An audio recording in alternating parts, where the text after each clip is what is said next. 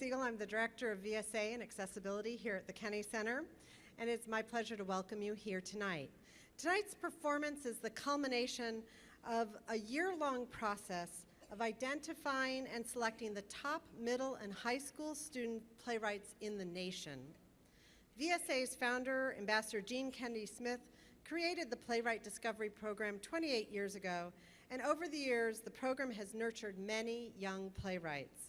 It's nurtured their passions and careers while encouraging them to use their art to explore the theme of disability in their lives and the lives of others. This year's 4 recipients of the award were selected from a highly competitive pool of over 350 applicants. And when you watch these staged readings, you'll know why these 4 got selected. I'd like to acknowledge the professional playwrights who have served as mentors to our student writers. Each of these mentors will be telling us a bit about their student's script tonight. Please join me in welcoming Norman Allen, who will introduce our first reading. Thank you very much. I had the great honor, the privilege of mentoring Catherine Caffera, a 17-year-old playwright. I'm not even gonna say student playwright, she is a playwright. She impressed me immensely with her flexibility. She would listen to these comments from this total strange old guy, and the play would grow and change over the course of the 3 weeks or 4 weeks that we emailed back and forth. And then in the last 2 days, here in the rehearsal room, working with professional actors who you'll hear from in a moment, again, she was listening, she was discussing, she was hearing her play come to life. I wish actually that she was up here because she talked about this experience in language much more beautiful than I could. Just moments ago, she said to me, I wish I could take this whole experience and put it all into one big ball of light and carry it around with me. So clearly this has been a success for her. It's been a privilege for me. I'm gonna shut up and let her words take the stage. Thank you.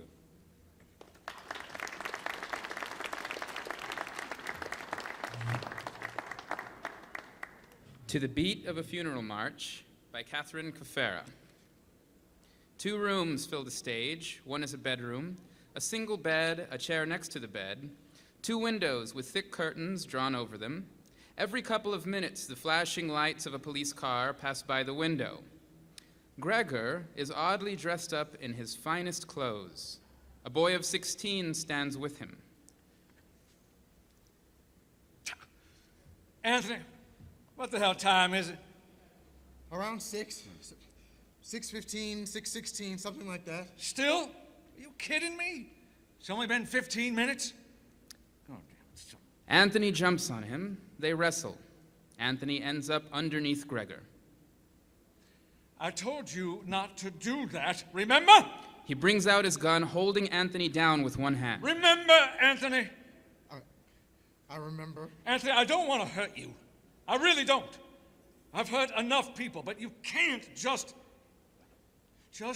don't push me. He gets off Anthony. Gregor paces around some more, watching Anthony closely. Before? With the time? Why does that matter? You don't want to know.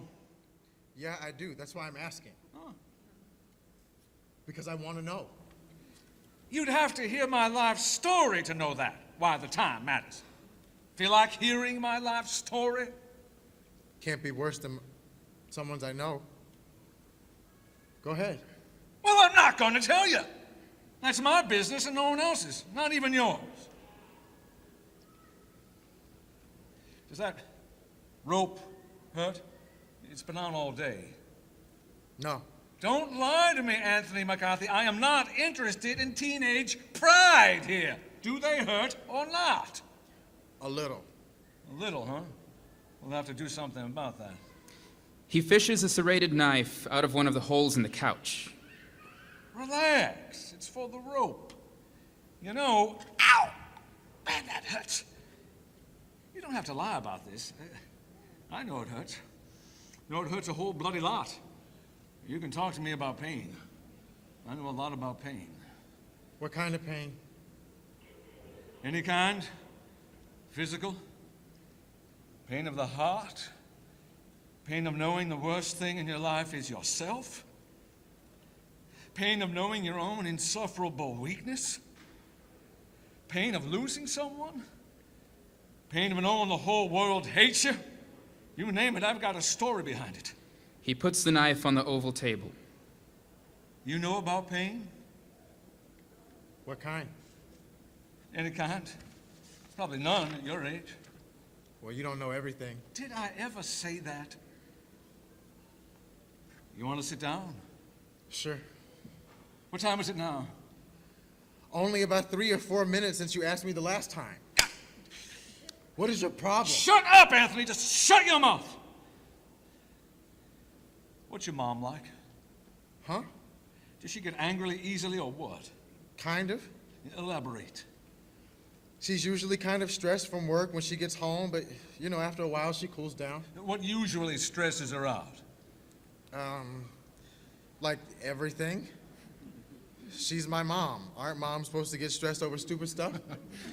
But she doesn't have to deal with stuff like this, like me, on a regular basis. Duh, no.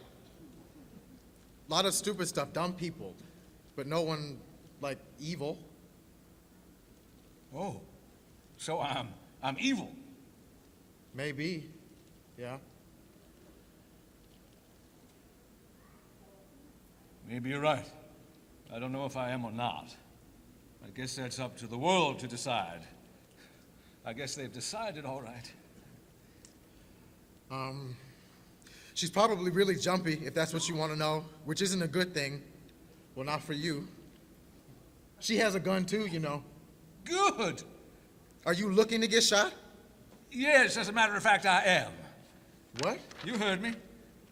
That's suicide. Oh, not exactly. Seems I'm too chicken for that. You really are crazy. Why do you want to die? I already told you, that's my business. I didn't know you were talking about death. Well, I am, and your mother's going to do it for me. No, she's not. She wouldn't shoot you. Oh, use your brain, Anthony. Of course she would. She's been a jumpy trigger finger all day worrying about you. Knowing you're what? You're 20 feet away and she can't get to you. Of course she'll shoot me when I come out. Is that why you left me tied up in the bedroom all day? To get my mom to the point where she'd kill you as soon as you step out of the house? Oh, I guess my secret's out. How does she know I'm even here? You couldn't. She knows you're here because I called the police and told them. That's why. Anyway, it doesn't matter how she knows, and she's waiting outside to kill me. Why? Why do you have? Why can't you just like I don't know, like shoot yourself in the head or something?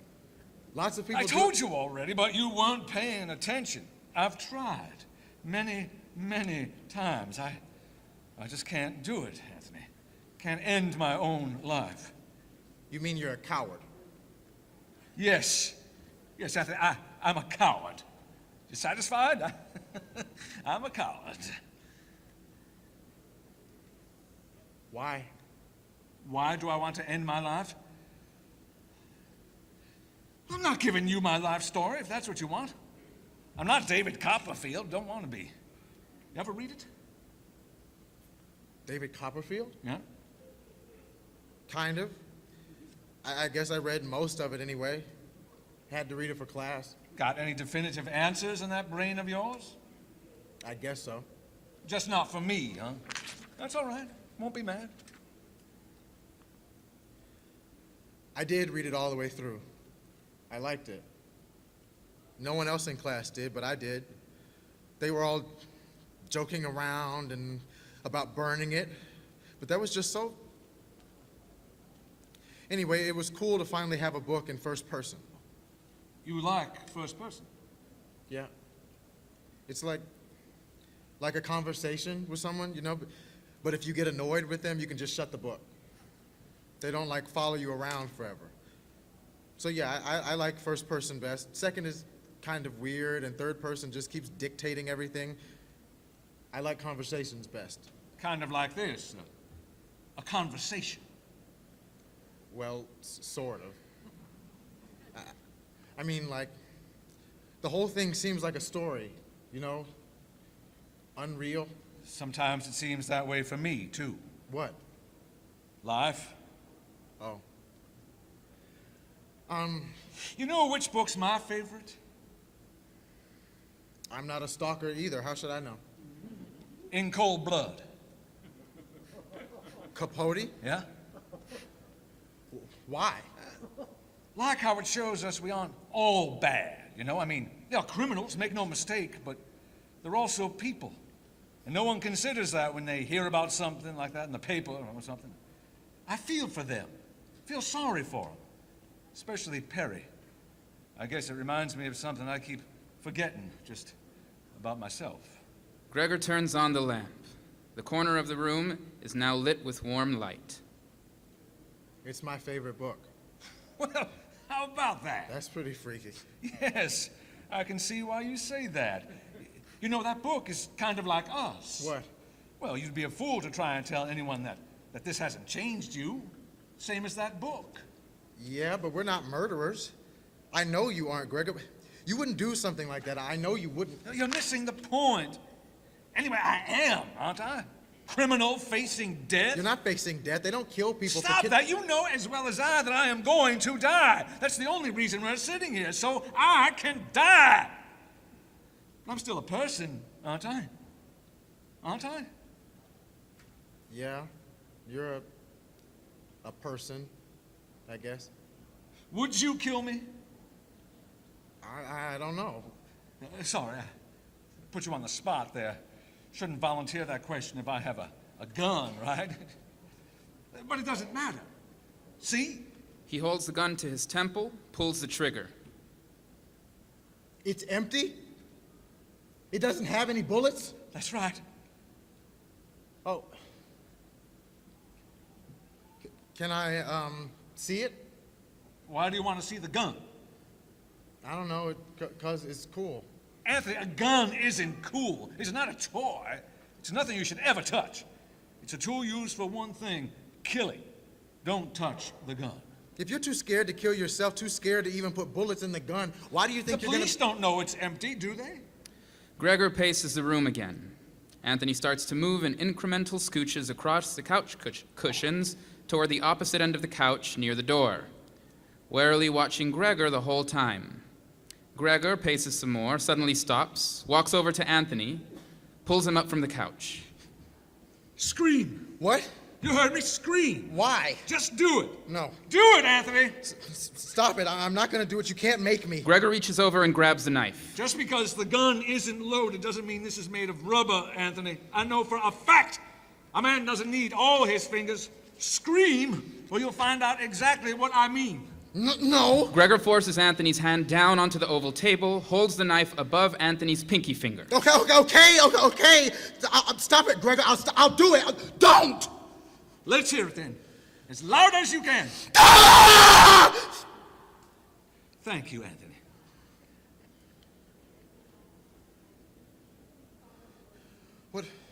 Whatever's like bothering you, you don't have to kill yourself. Yes, I do, Anthony. I really do. What time is it? Forget the time. I'm not giving you the time, the stupid kind. Ouch!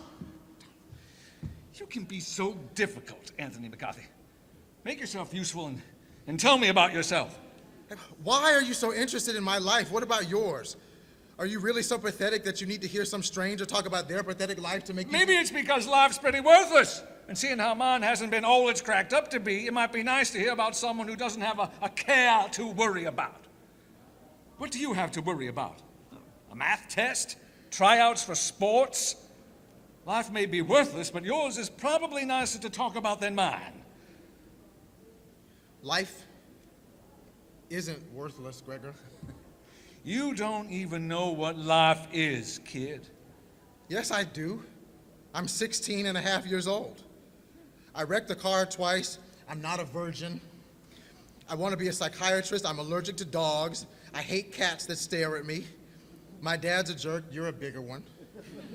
Math is my worst subject and English is my best. I went to a party that got crazy over the summer and everyone there was kicked off their sports team for a year because there was alcohol there, even if we didn't drink any. I hate Spanish and my teacher has really weird hair. I love to run cross country and swim. Butterfly is my best stroke. I don't play a musical instrument. The E Street Band is my favorite band. I hate Lady Gaga. I have no siblings and I want to live in New York after college. I mowed lawns for people last summer since the place I usually work went out of business. I don't have a girlfriend anymore, and I have a phobia of needles. I pass out when I get my blood drawn. I love marshmallows in the fire because you let them burn so the outside is charred and the inside is melted and gooey. I've been in the hospital twice, once for a broken leg and the other was when I needed stitches because I hit my head on a glass table when I was a kid. I hate hospitals, even the kind that have aquariums you can look in at the waiting room. Doing it in a big old rowboat isn't smart unless you want to fall in the water. My ex-girlfriend can't swim. I think TV is dumb. My mom made me try out for the school play in 4th grade, and I threw up in the first scene in front of everyone, and I've hated going on stage ever since. I'm the fastest swimmer on the team except for breaststroke, but I like swimming as much as running. I love to run in the autumn the best.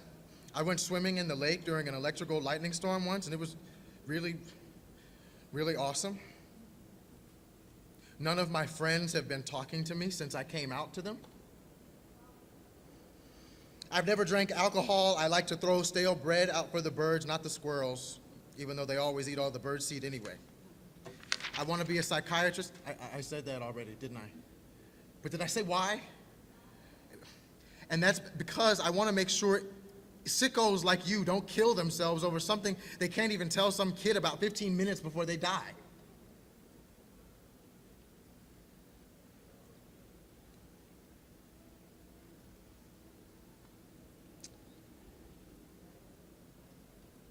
Well, Yeah, well, so,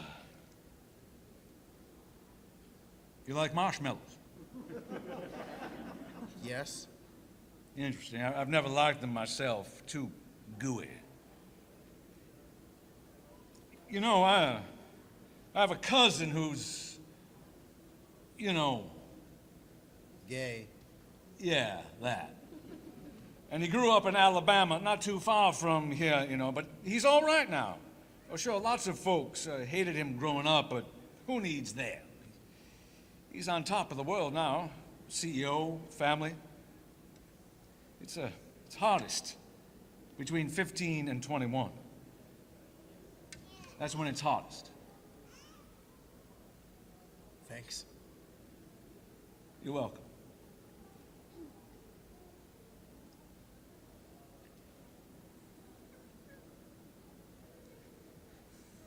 So she actually fell out of the rowboat, huh?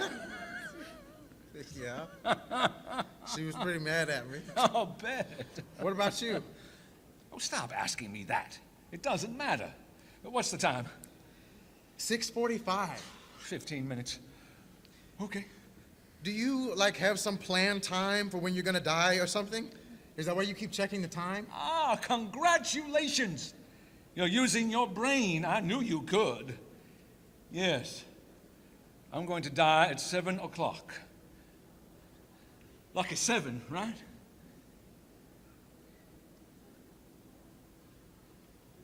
Keep me company until then. End of excerpt.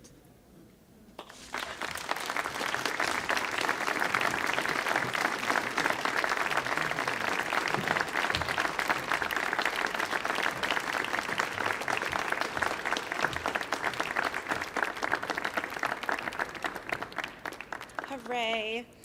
So, Life is Jazz by Bradley Hildebrandt is an intergenerational story of life, love, and art. It asks big questions about how we experience life, the rhythms, sounds, smells, longings, and memories of life. It offers an eloquent, insightful, and poetic examination of how we connect with one another and how our awareness or lack thereof informs our experience. In this excerpt, Harry and Jim are in an art gallery. They've been discussing architecture, specifically Frank Lloyd Wright.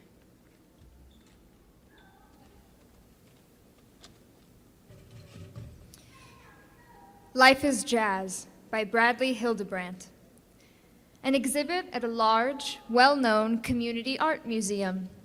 Art of brilliant and dazzling color lined the white walls. In the middle of the gallery sits a bench, and on it sits Harry Cottage. He holds a cane and a small cup of coffee. Jim, who is studying architecture, is looking at the art.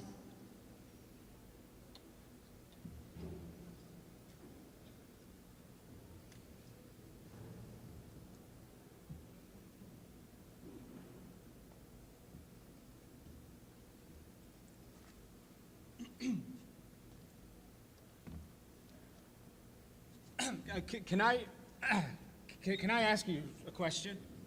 Sure, Mr. Architect. Ask away.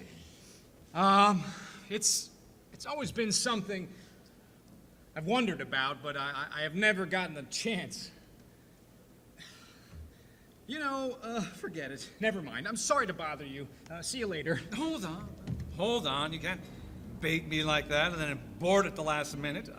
I love questions. Ask. Okay. Well, I don't know how to word it, but how do you see art? I mean, you personally, since, you are blind. You think I'm blind? Yes? I'm not blind. You think I'm blind? Blind? I am not blind. Why are you saying this to me? I'm so sorry. I just figured because of the cane and you look blind. Well, no, you don't look blind. You just said you didn't see the Frank Lloyd Wright house, and so I thought, I am so sorry. I will just leave you. I'm so sorry. Are you stupid? Come on now. Of course I'm blind. I was just fooling with you. Don't do that to people. I just felt terrible about myself. Why did you do that? I'm an old man. I can do whatever I please. Don't worry, you're not the first person I have tricked. That is just mean. Plain mean. Oh, hush. But you asked a good question. I like that question. Do people ask you a lot? Oh, here and there. People tiptoe around stuff like that most times. But you, you went for it. A little forwardness is good. It took some courage to ask. I didn't know how to approach it, really. Well, people never know. I say just go for it. Why not? I'm an old man. If my sensitivities about my blindness haven't left me by now, then I haven't lived much of a life. I guess you're right. Damn straight I'm right. But we digress, my friend. Your question. How do I see art? Yes. You know, it's such a hard concept to describe. I can imagine. See, I was born blind, so I've never seen a thing, which brings up the question, do I even know what art is? Well, you have to. I mean, you're in an art museum. Oh, that doesn't mean a thing. A football player can go see ballet and not know what in the world is going on, and vice versa. Anyway, but when you think about it, nobody knows what art is. I don't know. Every artist I've talked to seems to know what art is. Really? What have they said? Define art. Art is, well, it's something you feel. Aha! There you go, Mr. Architect. That is how I see art. I feel it. Oh, but like physically? You actually touch it? Yeah, physically. I love touching art and getting the feel. But more so, actually, feeling it within, understanding it, understanding that it is there in front of me, telling me something. Art should tell a story. I have to feel the story. How do you do that exactly? Well, I could ask you the same thing. How do you see a story? How do you know a story is there just by looking at the art? Everyone feels art's story, just in different ways. I know art in a different way than you. I like that. I like that a lot. My wife, God bless her, would always describe the art to me when we'd go out. Oh, Lord, was she awful at it. Oh, Harry, do come look at this one. Jocelyn's entrance is underscored by the soft jazz music of memory. It's really a spectacular piece. I love it. It has a great arch of color, and the depth it has is really something. It has so much to say. It's got these blue streaks. Well, no, they're more like gray, with a bit of blue splashed in it. The texture is so nice. It is so easy to look at. Honey, it's all Greek to me. All your words. Shut up, you big snot. I just want you to see it too. I can't. I know. I know you can, but... Well, you know what I mean. Why don't you touch it? I haven't gotten permission. I can't. Oh, come on, Harry. You have the right. I don't have gloves on. No. I want you to see it. Please, touch it. Feel it. I don't have to touch it to do that. Your description did just fine. Harry, you know just as well as I do I can't describe art worth a hill of beans. Touch the silly thing. People are too sensitive towards art. It should be touchable. No. Hey, do you want to get us kicked out? If they see us... I don't care. You know you want to touch it. Do it. Touch the art, Harry.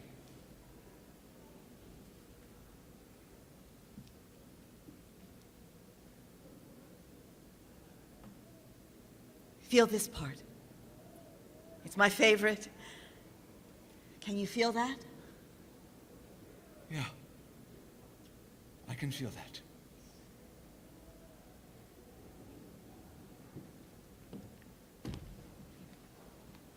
She seems like she was a wonderful woman. Yes. Yes, she was. She was my sight, I guess you could say. Jim's cell phone rings. Sorry. Do you mind if I get this? No problem. Thanks.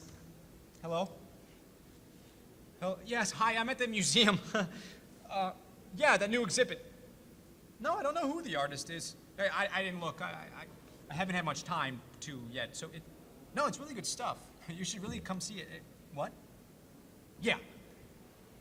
Yeah.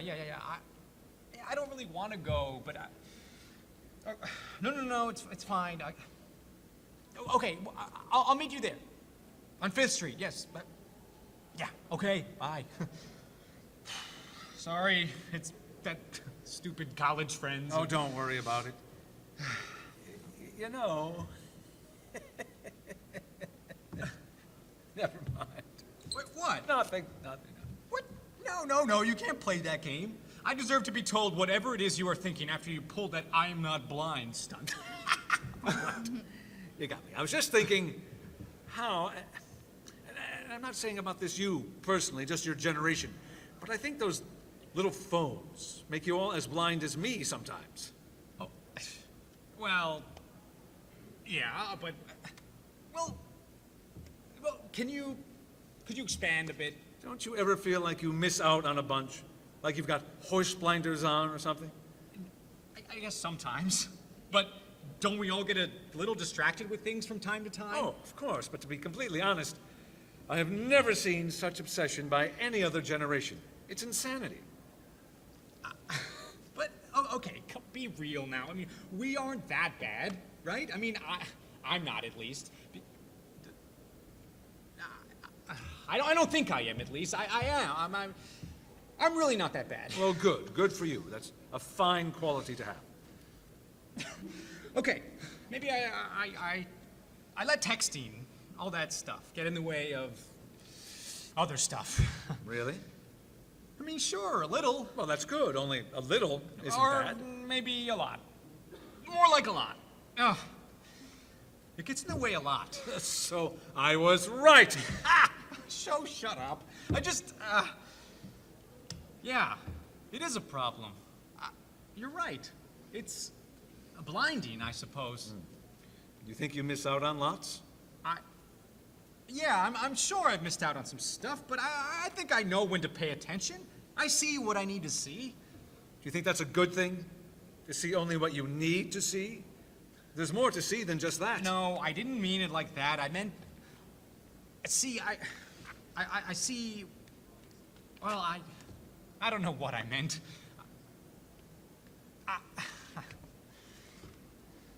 You don't need dessert, but it's still the sweetest and sometimes the most fantastic part of your meal.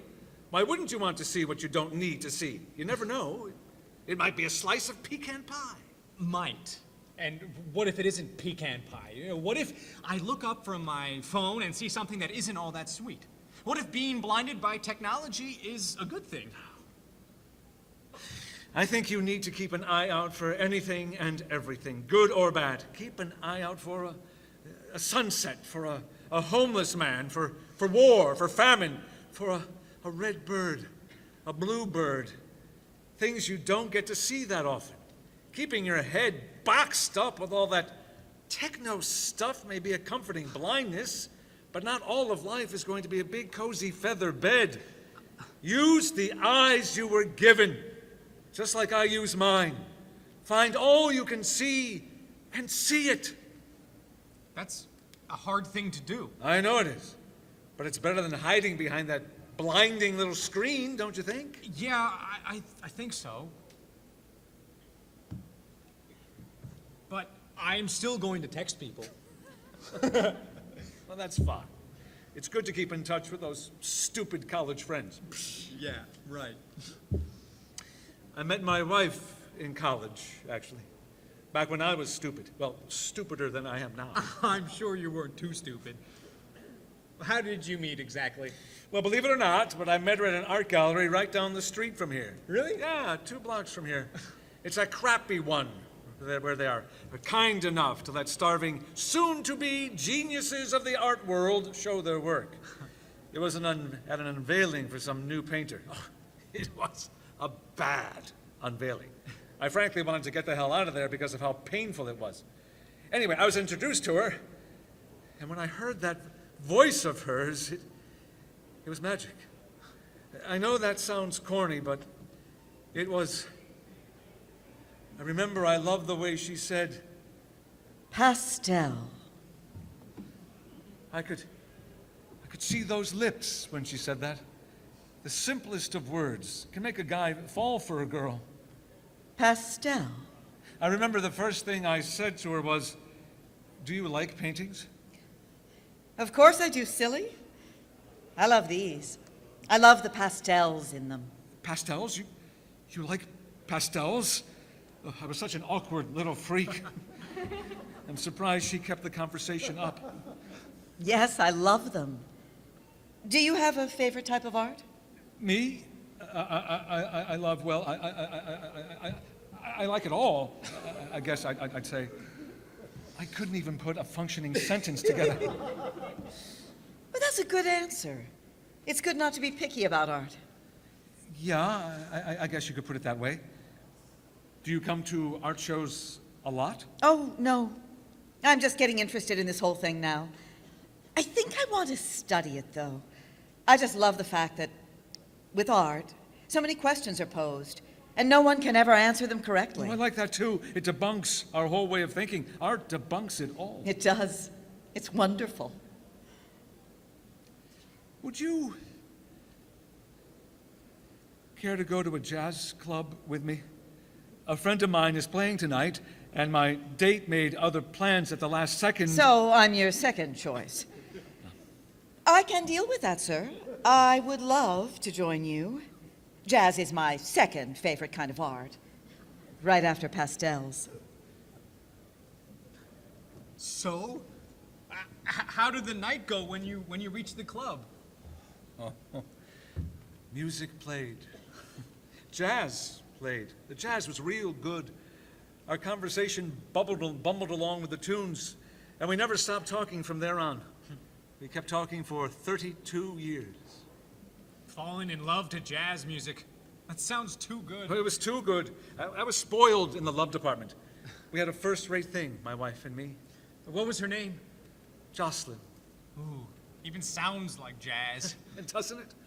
After we started going together, or dating, as you'd call it, everything sounded like jazz. Every sound was amplified into some Duke Ellington-esque way. I hear sounds better than most people since I don't have eyes to see. I got double the ear power. So you can imagine how absolutely thrilling every sound felt when it touched my ear. Everything sounded like jazz because of Jocelyn. Jazz. Life is jazz. If I can leave you with one thing today, it is that life is jazz. What do you mean? Just listen. It replicates life so simply. Life just is jazz. Huh. Okay. Have you ever seen a Woody Allen movie? A couple. Well, you take any scene from a Woody Allen movie, and you are bound to find in it having some Sidney Bechet or Louis Armstrong jingle playing in the background. And it works so well. And it isn't because of how Woody films the scenes. Well, I'm sure that has something to do with that. The man's a genius. But I believe it works so well because jazz can fill any screen, any situation, and cooperate, work, play, dance with the dialogue, the story. It can interact profoundly with the human beings. I mean, well, do you mean that and it's only a cinematic sense, or like it only works in the movies? No, Lord, no. Works even better with our real lives, out here. You get your little iPod thing you kids listen to and play a little jazz when you're walking down the street. And I'm sure you'll see life amusing itself along with the music. Well, what if I'm not a big jazz fan? I mean, I am, but I mean, hypothetically, what if I can't stand jazz and can't make any connection with it? Not everyone fell in love to jazz. Oh, well, you're absolutely right. It doesn't have to be jazz.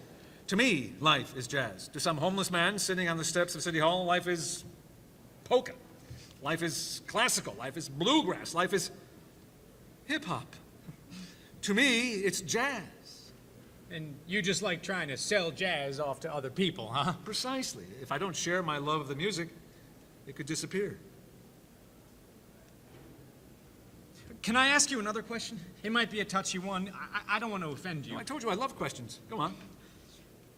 How do you see people? I mean, is it just voices coming from a dark atmosphere, or what? You ask some good ones. I like you. Now, I can't speak for every blind person, but I see everyone as a color. A color? But, well, how do you know? I mean, how do you know what colors are if you haven't ever seen them? Well, that's the fun of it. I get to make my own colors. Here's one instance where not having sight is great. My imagination has more places to go since it hasn't been presented with everything through my eyeballs. You see all the colors you know, green, red, blue, yellow, orange, etc. But then that's all you know. Those are your colors and you stick with them. I get to create all my own colors. That's so interesting. Well, to you it is. To me, that's just how it's always been.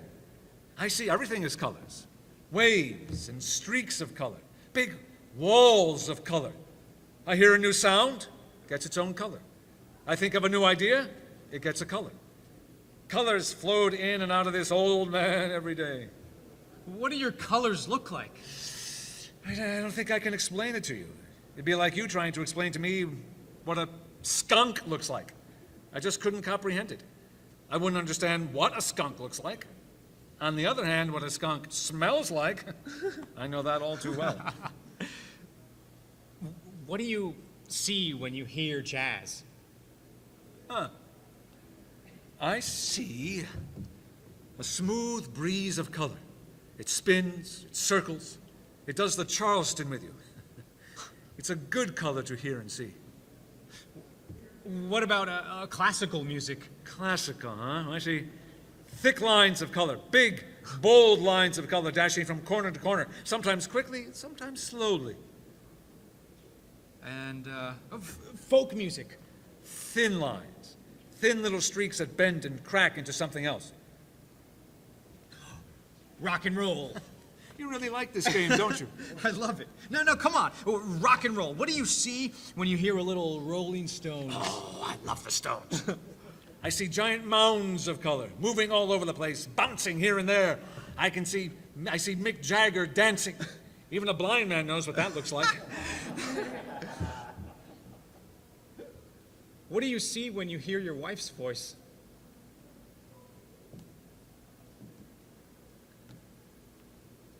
A big bowl of color, splashing around and spilling all over. Jocelyn is color splashing everywhere. She's Wild and calm colors mixing together in that big bowl. That's really something. Is it? I'm sure the real her is 10 times better. But I'm all right with a bowl of color for now. I bet she is beautiful in both views. Your view is much more artistic. And sometimes I think I'd rather look at life like a painting than as what it truly is. Maybe that's what art is. What? Just another way to view life. To escape the usual view. The same old, same old. Art, any kind of art, is just a kaleidoscope. Move it around, and you can see everything differently. I think you're right. End of scene.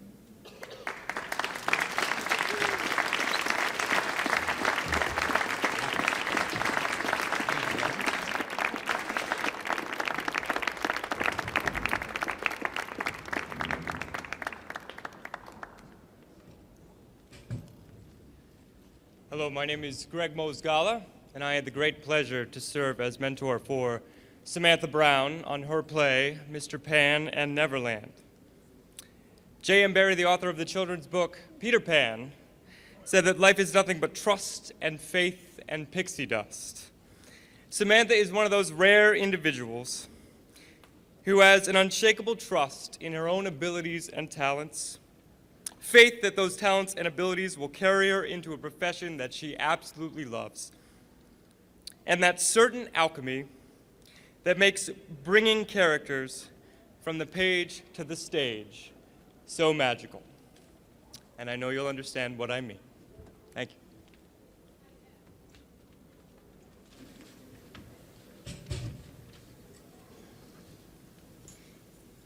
Mr. Pan and Neverland by Samantha Brown. Setting, a typical American suburban home, preferably somewhere in New York City. Wendy Kaplan, our 16-year-old schizophrenic protagonist, who is heavily devoted to her dead boyfriend, Peter Hemmings, 16, who died after a tragic accident. He appears only in Wendy's mind. Lily Kaplan, Wendy's 15-year-old sister, has been hearing Wendy talk to Peter. The kitchen in Wendy's house at night. Cara, Wendy and Lily's mother, chops mushrooms. She is a tired-looking woman, about 40, who pulls her hair back tightly with glasses. Lily reads. Lily, will you help me chop some carrots? Where's Wendy? Sleeping. Again? She's tired. She's always tired. Well, you would be too. Now please, help me. I don't know why she's getting all this special treatment. I was friends with Peter too. Lily. But seriously? Lily. Don't get me wrong, I get it. I miss him too, but... Some people take longer to heal. 6 months, Mom. Peter died 6 months ago today. I know. And she's... Just let me finish. I still hear her talking to him in her room. Lily, people say all sorts of things in their sleep. She was awake. It was this afternoon. Everybody deals with grief in different ways, Lily. Of course. You know, Mom, I knew this would happen. You always try to make it like there isn't something wrong when there really is. Don't speak to me that way. There is something wrong with Wendy, Mom. Something serious. There is nothing wrong with this family. Not our family, Wendy. Enough. She needs us. Look, I know you're really sensitive about mental problems because of Grandma, but No, Mom, damn it, Lily, everything is fine. Stop making trouble. People with family members who have had schizophrenia are more likely to get it themselves. It's caused by genetic and environmental factors.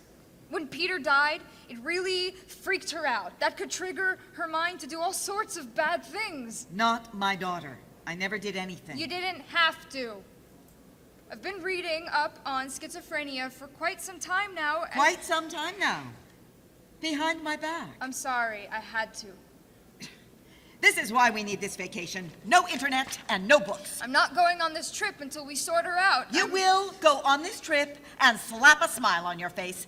I want to have some nice family time. Don't ruin this, you hear me? But Mom... Lillian... Seriously! Mom! Listen to me. Mom, what if she's sick?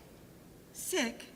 Nobody in this family is sick. Please, Mom, she might really need us. She is fine.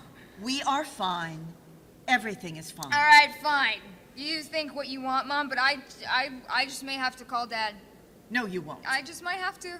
You will not drag your father into this. He would help, Wendy. Now, he is in Chicago having a baby with his old secretary. I don't think he cares about my children. We're his kids, too. He calls me 3 times a week, you know? Does he really? He said I could stay with him over the summer. Well, why don't you go do that, Lily? Just rip my heart out just like your father. You're so much like him, you know? With you, there always has to be a problem, just like him. He just does what he believes in. Leaving me for a 25-year-old is what he believes in? All you did was fight all the time. Why do you think Wendy and I were always next door? Are you just trying to kill me today, Lily? I don't want to hear it anymore. Go to your room. Sounds great. Lily exits through the door. Kara slumps. Blackout. Wendy's room that night. Wendy is sitting on her floor. Peter is leaning on her. There is an empty paper bag, a razor blade, and an empty pill bottle on the floor. Wendy is holding a blood-soaked paper towel to her arm. Feeling better? Yeah. You know, this really is a most excellent way to deal with stress. If you say so. But I think next time you should try a little harder. Next time? Well, oh, Wendy, this sort of devotion takes time. You can't just try to kill yourself once and then call it a day. How are we supposed to get to Neverland if you don't try again? Again? Now, Wendy, if you really loved me, we'd have been to Neverland by now. What? Do you really love me, Wendy? Of course I do, but... But nothing! What kind of pills are those? Sleeping ones. They didn't seem to work. What do you mean? You woke up. I'm sorry, Peter. I'll try harder next time, I swear. I don't want to hurt you. Good. Life's going to be just the best really soon, Wendy. I promise. But what if I don't want to take the pills again? Well, the razor blade was fine. That could work for us. Or cut myself? Do you really love me at all, Wendy? Of course. Then you'll join me. All it takes is a dash of pixie dust. He hands her the razor. Hey, Wendy, what's with all the... Oh my God. What are you doing?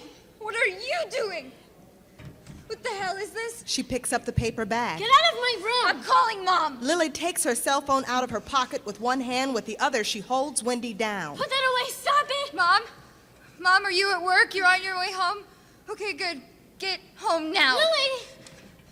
It's Wendy. Help! You can do it, Wendy. She's Lily, stop! she's bleeding everywhere.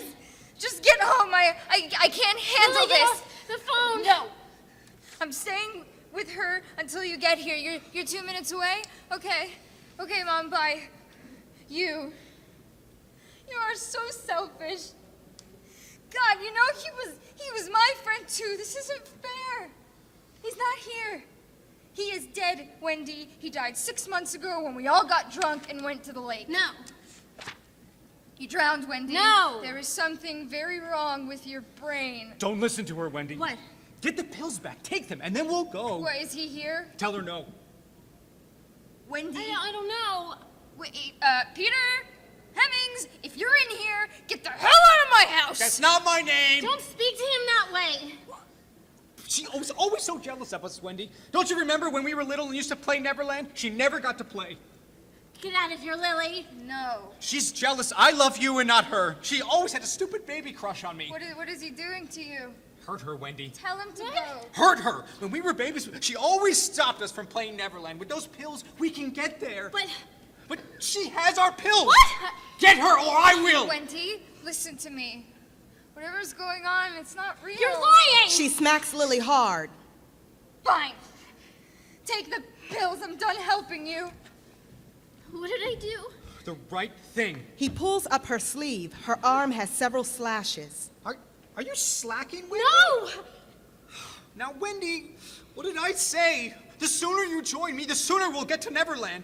Just like when we were kids, like in the books we read. Are you sure? Here, take these. Everything will be okay. Nobody loves you like I do, the way I do. She's in her room. You left her alone? Mom, She hit me. She's on drugs. Look at her little paper bag. Wendy, are you all right? Hi, Mom. Oh, my Wendy, how did this happen? She picks up the bag. I want you to tell me where you got this sleeping medication from. Don't tell her. Wendy, I stole it. from where? Our medicine I cabinet. told you not to tell. I'm sorry I had to. You didn't have to do anything. Excuse me, that was an accident. Were you talking to Peter? Lillian.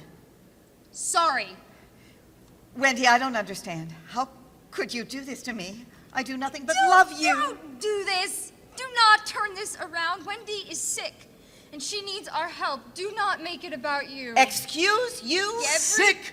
Every time something happens to one of us, you cry, poor me. Well, screw it, Mom. Well, can I say something? Lillian Marie Kaplan, I am sick of you speaking to me this way. Hey, we have something in common. They can't hear you. What? What? Peter, they can't hear you. Do you think I should speak louder? I don't know. Wendy. Hey, I'm right here. What did I tell you? I'm right here. You know, tell them to stop talking about me. They used to love me. I'm sorry. Now do you believe me? Wendy, we're going to get you some help. What kind of help? I'll call Dr. Sampson. He might know somebody who can help you.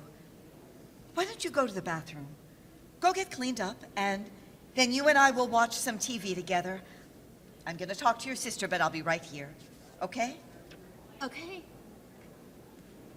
All I ever do is try to make you happy. This isn't anything you did. Stop blaming yourself. It's all it's going to do is upset you. Did you ever call your father? Yeah, I did. He wants to come visit. With Erica? I think she's staying with the baby. When? In 2 weeks. He said he'd get a hotel. That sounds okay. It might be good for Wendy. Thanks, Mom. Lily, throw out this bag. I never want to see it again. In a few minutes, we're going to clean up these medicine cabinets, and I'm going to call Dr. Sampson. Tomorrow, we are putting locks on everything. Things are going to change in this household. We're all going to make some changes. Sounds good to me. She takes the paper bag from her mother. Blackout. Wendy's room 6 weeks later after treatment. Why were you so quiet in the car? What are you doing What's here? wrong? I have to get rid of you. Get rid of me? Dr. Bryce said outbursts are okay. Dr. Bryce said sometimes you might come back, but you need to go. Why? Don't you love me? Of course I do. Don't do this. How could you get rid of me? I mean, how could you want to get rid of me? Everyone keeps telling me seeing you isn't good. And you believe them. What about me, Wendy? What about all I've done for you? What have you done for me? I've loved you. Who gave you a twisty tie ring when we were 7? Who promised to love you forever? Who was your best friend your whole life? Who swore he'd take care of you when Daddy went bye-bye? Who did you sleep with that night at the lake? I'm tired. Can I please just go to sleep? I loved you. When no one else did, Wendy, I gave you my everything. I'm your home, Wendy, not those people. The medicine makes me feel groggy. Can we just go to bed? So stop taking the medicine. Nobody's stopping you. They regulate me. They know when I don't take my medicine. So, we'll run away. Let's go back home. The second star to the right, all the way till morning.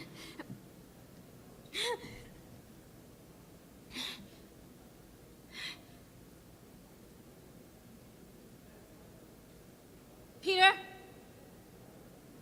Peter, where'd you go? He's not here. He's not real. That isn't my Peter. I'm alone. I'm completely alone. He's gone. He's really gone. I don't have Peter anymore. What are you talking about? I'm right here. Go away! Don't be scared, Wendy. I never leave. But you have to. You're dead. You're very dead. No! Yes! I have to live without you. I need to. Can you? I don't know, but it's time I found out. Where are you going? I'm not speaking to you anymore. No, sir. Fine. I don't need you. You're the one who needs me. I can get along just fine. You're the sick one. And why are you sick? The medicine. The meds make you sick, not me. You need me to be healthy. I can't deal with this. I need a glass of water. Water? Well, nobody needs water. There's no water in Neverland. I hate water. Don't you dare get water. Peter, are you afraid of water because of the accident? I'm not afraid of anything. I'm made of magic. But you're afraid of water. I hate water. But it doesn't scare me. Nothing scares me. My doctor scares you. No, he scares you. This is all scaring you, not me. I've had a very tough time distinguishing the difference between you and me these days. You sound like Lily. What? Big words, long droning explanations. You're trying too hard to be smart. That's why I never liked Lily. Lily scares you too. I'm not afraid of anything. What if I pulled out a glass of water right now? What would you do? A glass of water doesn't scare me. How about a lake? You are the most ungrateful, ruthless person I've ever known. You're supposed to be my friend. I think the lake scares you. Why? Because that's the day you lost me. I don't need this, and I don't need you. You're the one who needs me. I didn't He mean exits to hurt your through the feelings. window. Peter, I'm sorry! Peter, I'm sorry. Wendy frantically looks through the bureau and finds a razor blade. Blackout. Lights up on Wendy's bedroom. Time has passed. Wendy sits quietly, waiting for Peter. She turns a razor blade over and over in her hands. Peter climbs in the window. Where have you been, Wendy? At the hospital. They sent me to a hospital for a while. I've been to a lot of doctors these days. I missed you. I had stuff to work out. That's okay. I knew you weren't serious about leaving forever. Well, come on, Wendy, it's time to go. No, Peter. It's time you should go. But Wendy, I thought we were going to Neverland. No. You're going to Neverland. I'm staying right here. But Wendy, there's so much we still have to do. We still have to defeat Captain Hook and save Tiger Lily and meet the mermaids. No!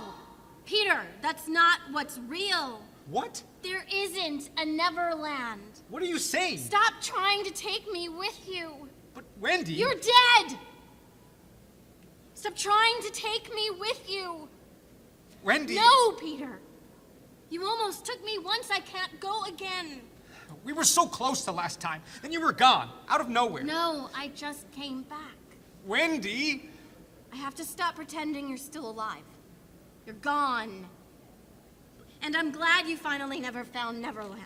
But you can't take me to, not yet. Please stop trying. But Wendy... No, Peter. I love you. I love you too. But I need to let go now. I need to live. We always said one day we'd find Neverland. Are you jealous because I found it first? No, Peter. Those razors were really helpful last time, and maybe they'll work again. I'm so close to getting us there. No! No more. I'm done. I can't keep doing this. Why not? It's not getting me to Neverland. It's not doing anything for me. You said one day we'd find Neverland. I never thought I'd have to die now to get there. We were so little. Neverland was a different kind of place then. I can't plan these things. What's important is we're together. No. No, you're not real. What? You're not real.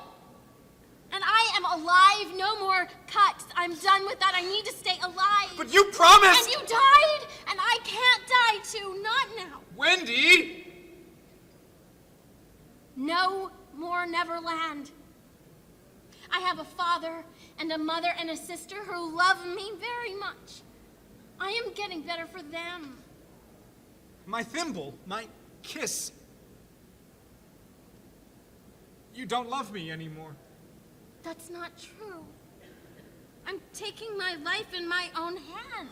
What am I gonna do now? Well, you're all I have. Go home, Peter.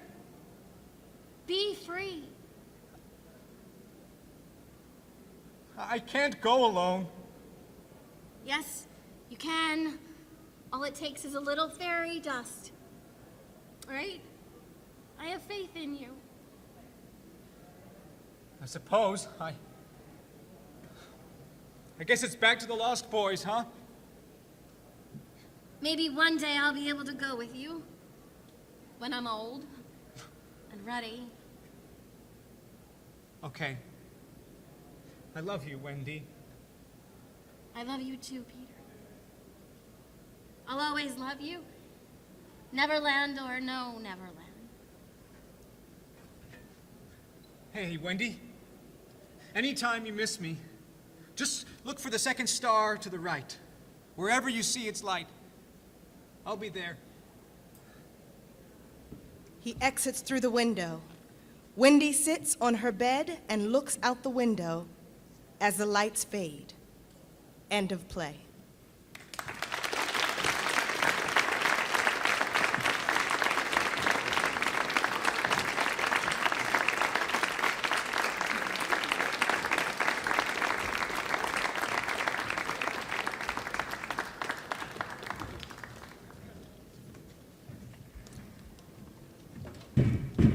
My name is Renee Calarco, and I had the great honor and privilege to mentor Christian Mincks. His play, Dominoes, happens in a very specific, theatrical, and funny world. It's a world that's both recognizable and surprising. It happens in a very mundane place, in a waiting room. The language and the characters in this play are absolutely thrilling. It's a play about writing and a play about life. It's about finding your voice. It's a play about the hero's journey, where the hero is all of us. This is Dominoes by Christian Mincks.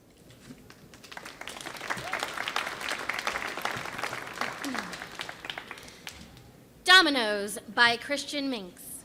Scene 1. A waiting room to an editor's office. 3/4 of the stage is occupied by the waiting room.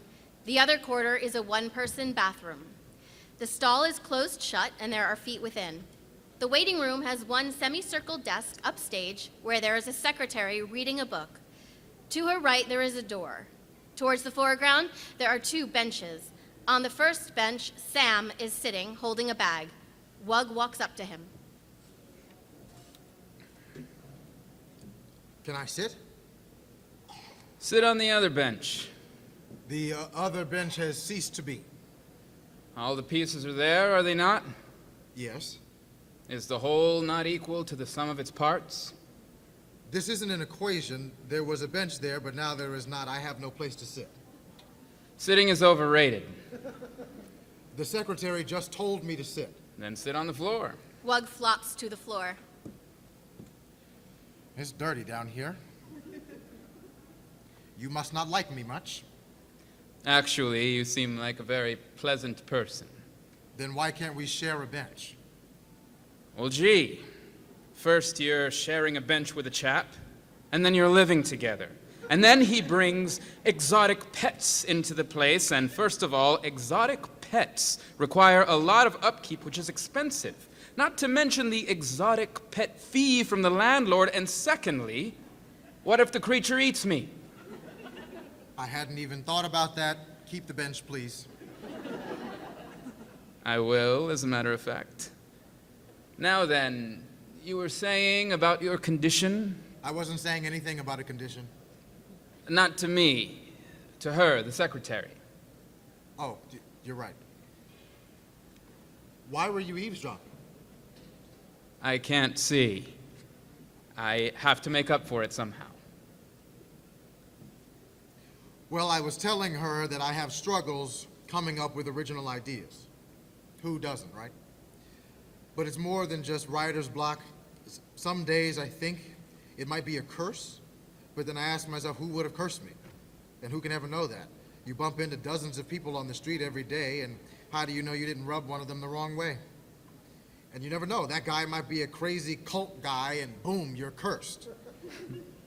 I read somewhere that the average American male has between 13 and 18 curses put on him during the course of his life. Statistics rub me the wrong way. I can't see how you can justify disliking a statistic. I can't see the graph. Well, yes, I can see how that might be a problem. About this condition that you have. I consider it more of a quirk. I don't think it has anything to do with curses. No. I think that all of your gears aren't quite working up there. What are you trying to imply? Something's wrong with your head. It has to be. No, it's not. I bet you can't come up with an original idea on the spot either. A Franciscan nurse battles the spirit of the sun of another galaxy that has to come to our solar system to settle a blood debt with our own sun. Ooh, can I use that? Wug. Can I call you Wug? Are we on a first-name basis? Sure. I'm Sam. Okay, then just call me Wug. I have this theory, Wug, that each time the universe messes with you, you get a little bit of a superpower. Intriguing. Sounds like it would make a good book. Oh, but this is real life. Not only am I blind, Wug, I was also born genderless. And if that wasn't bad enough, a concussion wiped out all my memories of the 3rd grade. Not the 3rd grade. I know! Everyone agrees it was an excellent year. I can't revel in it, though. No siree! I have the less fun surrounding grades to remember my childhood, but not the 3rd grade. What else? A shrunken liver, asthma, frequent migraines, a general phobia of the dark. I imagine that must be a problem. My life is a problem, but I don't let it get me down. First of all, when you're as unfortunate as I am, you begin to see yourself as a comedic character. Only way of really coping. Secondly, you tap into this reservoir of information that passes between everyone's minds. So I see clear as day. You've got issues going on up there. Okay, yeah, it's true.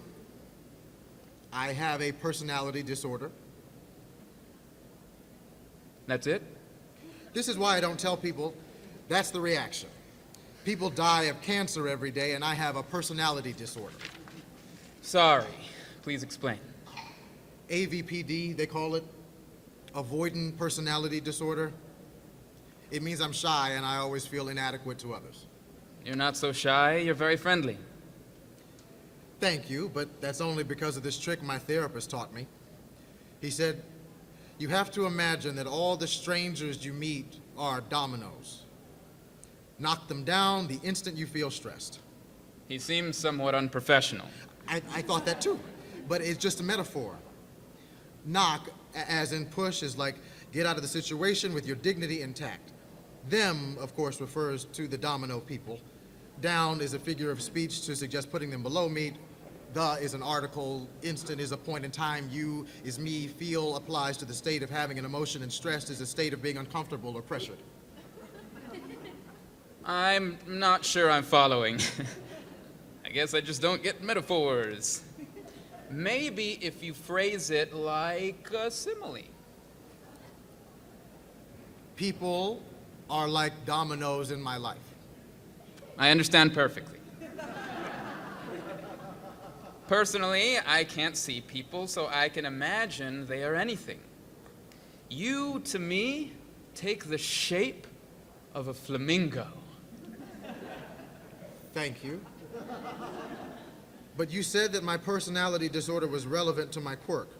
Condition. Please, let's call it a quirk. It makes me feel more sane. You simply can't relate to people. That's not true. I have relatives. You're missing the point. You can be related to people, but you can't relate to people. What's the difference? One's passive and one is active.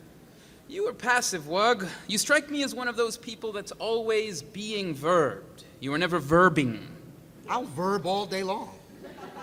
And you tell yourself that you will verb, but you won't. You're too content with being passive. Did any of the great literary heroes get anywhere by being passive, Wug? Was Odysseus just being Odysseus? No. Odysseus sailed, fought, killed, won, Because that is what moves the plot forward. Your plot won't go anywhere if you stifle it with a static state of being. That was a well-informed psychoanalysis, even though you lost me a few times. You'll lose yourself, friend. It's too late for that. Are you afraid of rejection? Oh, definitely. That explains it too. You feel that if you have an original concept and put it on the markets, then people will hate it and blame you and call you a fool. Aren't you afraid of that? I don't know. I'm not a writer. What do you write? Fairy tales. All 3 of my novels are fairy tales. Literally, cut and pasted. Like I said, I struggle with original ideas. What are you doing at an editor's office? Editor's office? I thought this was a veterinarian. My exotic pet is having a surgery, you know. This isn't a veterinarian.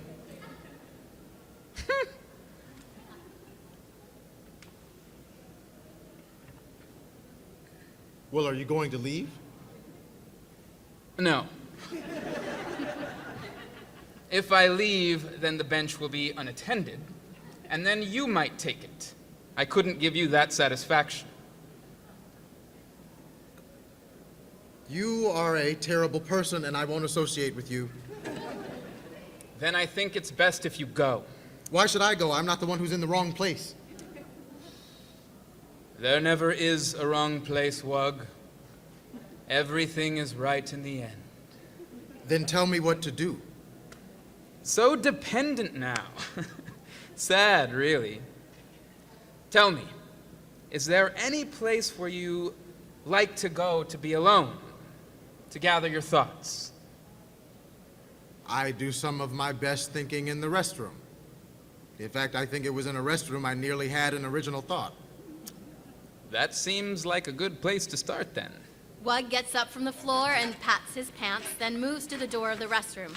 He turns the knob, but it is locked. He tries again. He knocks twice and puts his hand in his pockets, waiting for a response.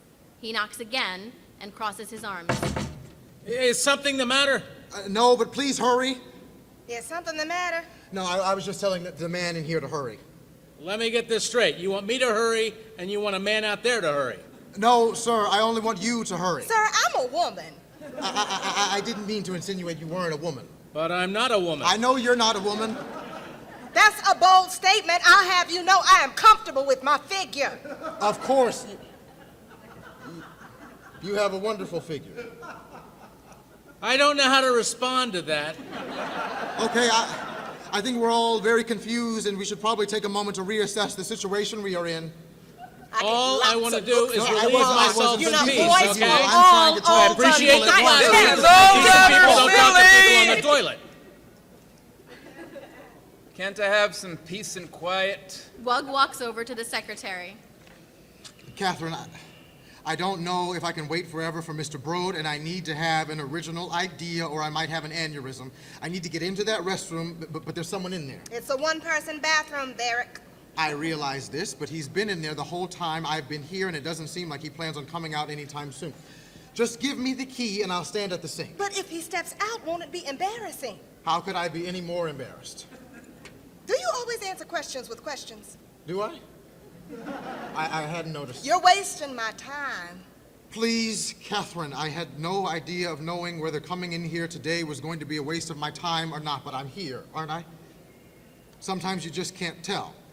Sometimes, against all odds, you have to determine whether the risk of losing time is worth it. I mean, it's just time, right? It's not even a tangible thing. Go on, make your case. So far, today has been nothing but a drastic waste of my time. At any point, I could go home and wrap up my manuscript and send it into the publisher, at which point they'll greenlight the thing and I'll make my money. But it won't feel right. But when I woke up this morning, I knew that wasn't the right choice. Even if it meant coming here and getting someone else to make up the stuff for me, at least it would give the story more personality. I'm not yet convinced. On the way here, I came across a parade. I don't know what it was for. You know how they have 3 parades in this city. But for some reason, my cab driver stopped the car when he saw it and just stepped right out of the taxi and sprinted into the crowd. My instinct was to follow him, so I did. Right into the mass of people chanting something like, "Pandas are people too." And the next thing I knew, the momentum of the mass of people had carried me 8 blocks down. I stepped into a park where a young boy was crying, and I felt like I had to ask him what was wrong. This is not something I'd normally do. But thanks to the advice of my therapist, I find talking to people easier. Anyway, he told me that he had just discovered what life was all about and that the realization started to physically hurt him. He told me life is all about not getting hurt, and only the people who go through it undamaged make it through to heaven. And I wanted to tell him, no, that's wrong. Life is about anything you want it to be about. But I panicked because what if he was right?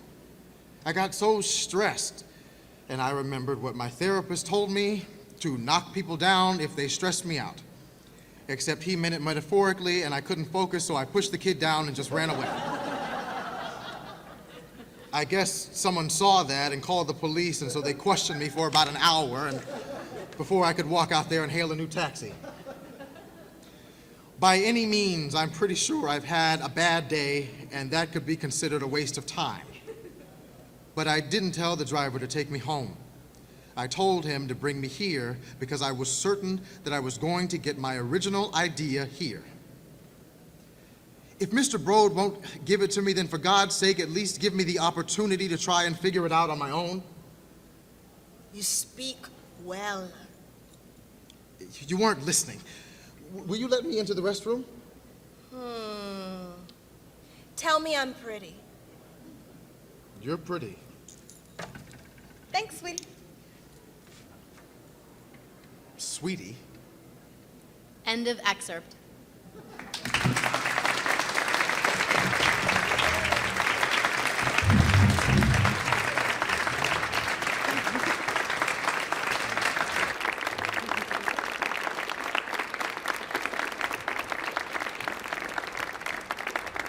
That concludes tonight's performance.